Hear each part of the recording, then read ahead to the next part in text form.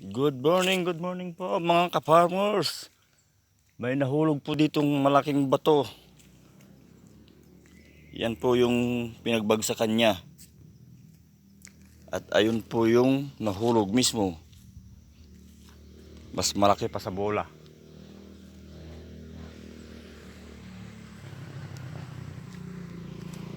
Yan po. Accident prone area. Yan po. Ayun po yung nahulog. Kani-kanina lang po. Dinig na dinig doon malapit sa barracks. Naglalaglagan pa rin ng mga maliliit na bato. O yan po, tinamaan niya oh. Yan mismo. Ito po yun, ngayon lang yan oh. Ito po yung tumama. Laki. Nasa 30 kilo ata. 50.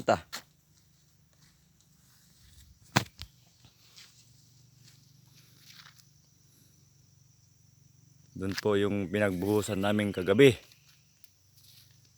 At natapos kami ng alas 4 ng madaling araw.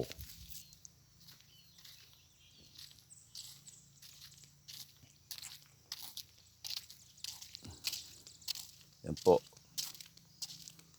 Nasira din dahil sa landslide.